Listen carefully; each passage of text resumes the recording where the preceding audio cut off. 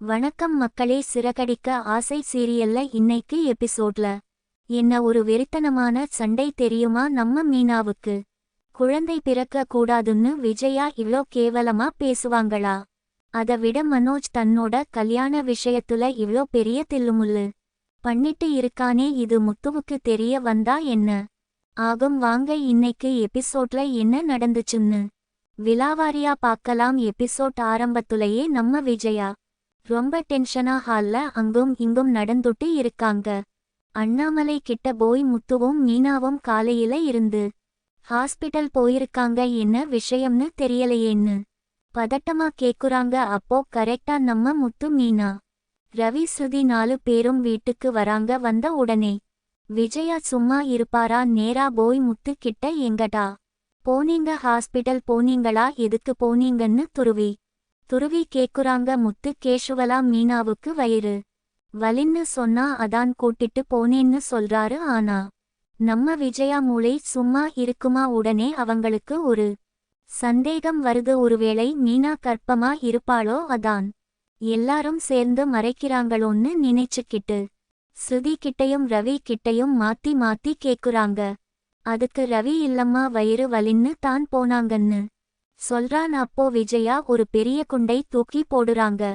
இந்த வீட்டுக்கு வரப்போற முதல் வாரிசு மனோஜுக்கு பிறக்கப்போற குழந்தையா தான் இருக்கணும். மீனாவுக்கு இப்போதைக்கு குழந்தை பிறக்க கூடாதுன்னு ரொம்பவே திமிரா பேசுறாங்க. இதை கேட்ட உடனே முத்துவுக்கு கோபம் தலைக்கு ஏறுது. என்னம்மா இப்படி எல்லாம் பேசுற? உனக்கு கொஞ்சம் கூட மனச்சாட்சியே இல்லையான்னு முத்து ரொம்பவே ஆவேசமா சண்டை போடுறாரு. அண்ணாமலையும் விஜயாவை பார்த்து உனக்கு கொஞ்சம் கூட அறிவே இல்லையா? ஒரு பொண்ண பார்த்து இப்படி எல்லாம் சொல்லலாமான்னு திட்டுறாரு. ஆனா விஜயா எதைப்பத்தியும் கவலைப்படாம, பூ கட்டுற குடும்பத்துல இருந்து வந்தவளுக்கு பிறக்கிற குழந்தை இந்த வீட்டுக்கு முதல் வாரிசா வரக்கூடாது. என்னோட மனோஜ் தான் இந்த வீட்டுக்கு முதல் வாரிசை கொடுக்கணும்னு ரொம்பவே கேவலமா மீனாவோட குடும்பத்தை அசிங்கப்படுத்துறாங்க. இதை கேட்டு மீனா மனசு உடைஞ்சு போய் கண்ணீரோட அங்க இருந்து அழுதுகிட்டே போயிடுறாங்க. ஸ்ருதி இதையெல்லாம் பார்த்து ரொம்பவே அதிர்ச்சியாகி நிக்கிறாங்க. ஸ்ருதிக்கு விஜயா பேசுறது கொஞ்சம் கூட பிடிக்கல. ஆனா அந்த இடத்துல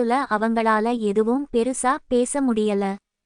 மீனா ரூமுக்கு போய் கட்டில்ல உட்கார்ந்து ரொம்ப கதறி அழுவுறாங்க. அவங்க மனசு எவ்வளோ வலிச்சிருக்கும் யோசிச்சு பாருங்க. ஒரு பொண்ண பார்த்து உனக்கு குழந்தை பிறக்க கூடாதுன்னு ஒரு மாமியார் சொன்னா அந்த பொண்ணுக்கு எவ்வளோ ரணமா இருக்கும்.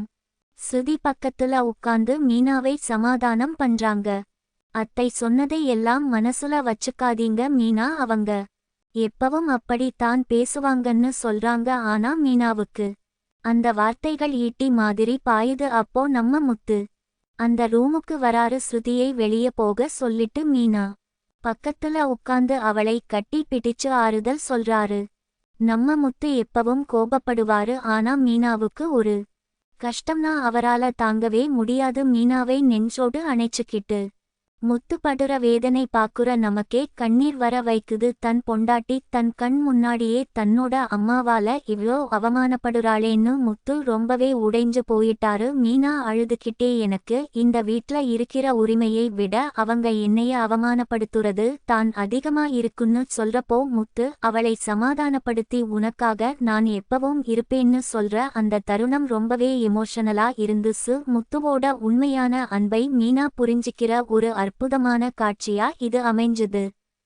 அடுத்த சீன்ல பார்த்தா நம்ம மனோஜ் வீட்ல அவனோட பிசினஸ் பார்ட்னர்ஸ் உட்கார்ந்து இருக்காங்க. அப்போ மாடியில இருந்து நம்ம ரோகிணி வராங்க. ரோகிணியும் மனோஜும் சேர்ந்து அவங்க முன்னாடி அப்படியே ரொம்ப அந்நியோன்யமான புருஷன் பொண்டாட்டி மாதிரி ஒரு பொய்யான நாடகம் ஆடுறாங்க. இதை பாக்குறப்போ நமக்கு அவ்ளோ கோபம் வருது. உள்ளுக்குள்ள எவ்வளோ பெரிய ரகசியத்தை மறைச்சுக்கிட்டு குடும்பத்துக்கே துரோகம் பண்ணிட்டு இருக்காங்க இவங்க 2 பேரும். அப்போ அங்க வர்றா நம்ம விஜயா ரொம்ப பெருமையா ஒரு 10 லட்சம் ரூபாயை 2 பேக்ல கொண்டு வந்து அந்த பிசினஸ் ஆளுங்க கிட்ட கொடுக்குறாங்க. மனோஜ் பிசினஸ் ஆரம்பிக்க போறான். அவனுக்கு சீக்கிரமே டைவர்ஸ் ஆகப்போகுதுன்னு விஜயா சொல்றாங்க. இதை கேக்குற ரோகிணி மனசுக்குள்ளேயே சிரிச்சுக்குறாங்க. ஏன்னா மனோஜுக்கு ஏற்கனவே கல்யாணம் ஆகி குழந்தை இருக்குற விஷயம் விஜயாவுக்கு தெரியாது. பிசினஸ் ஆரம்பிக்கிறதுக்கு ஒரு நல்ல நாள் குறிக்கணும்னு அந்த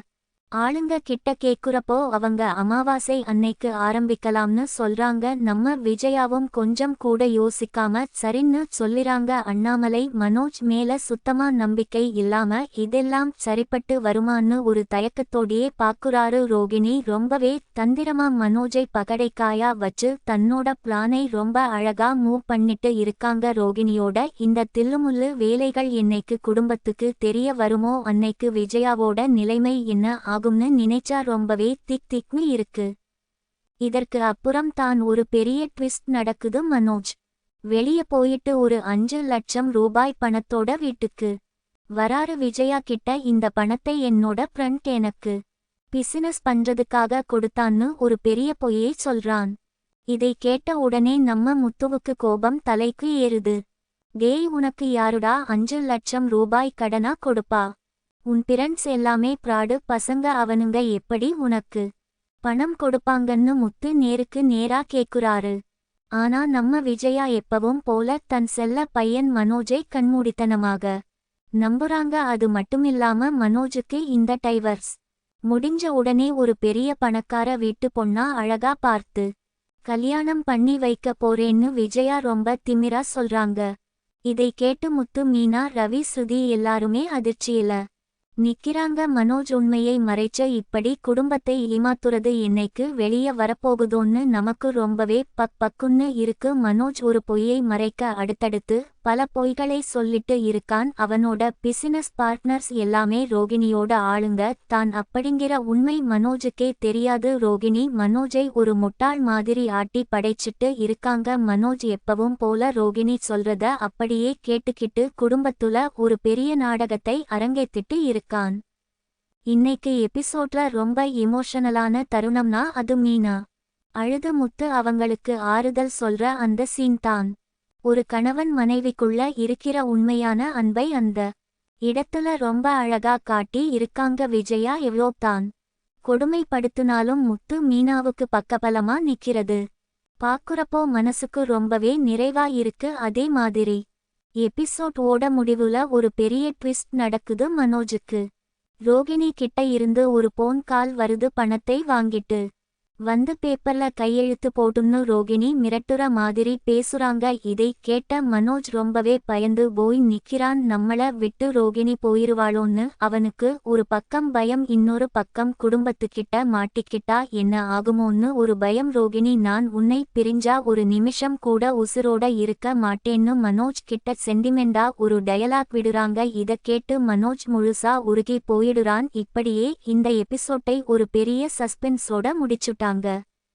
நாளைக்கு எபிசோட்ல என்ன நடக்க வாய்ப்பு இருக்குன்னு பார்த்தா, முத்து எப்படியும் மனோஜ் கொண்டு வந்த அந்த 5 லட்சம் ரூபாய் பணத்தோட உண்மையான பின்னணியை கண்டுபிடிக்கிறதுக்கு பெரிய அளவுல முயற்சி பண்ணுவாரு. அந்த பணம் இங்க இருந்து வந்துச்சுன்னு முத்து கண்டுபிடிக்கிறப்போ குடும்பத்துல இன்னும் ஒரு பெரிய பூகம்பம் வெடிக்கிறதுக்கு வாய்ப்பு இருக்கு. அதே மாதிரி ரோகிணி பிளான் பண்ண மாதிரியே அந்த பிசினஸ் டீல் முடிஞ்சா ரோகிணியோட உண்மையான முகம் மனோஜுக்கு தெரிய வருமா, இல்ல மனோஜ் திரும்பவும் ரோகிணியோட வலையில விழுந்து குடும்பத்தை ஏமாத்துவானா அப்படிங்கறது ரொம்பவே சுவாரஸ்யமா இருக்க போகுது. இன்னொரு பக்கம் மீனா தன்னோட அவமானத்தை தாங்கிக்கிட்டு குடும்பத்துக்காக திரும்பவும் ஏதாவது ஒரு பெரிய தியாகம் பண்ணுவாங்களா, இல்ல முத்து மீனாவோட மானத்தை காப்பாத்த விஜயாவை எதிர்த்து ஏதாவது பெரிய முடிவு எடுப்பாரான்னு நாம பொறுத்திருந்து தான் பார்க்கணும். கண்டிப்பா வரப்போற எபிசோட்கள்ல முத்துவுக்கும் மனோஜுக்கும் இடையில ஒரு பெரிய கலவரமே வெடிக்க போகுது.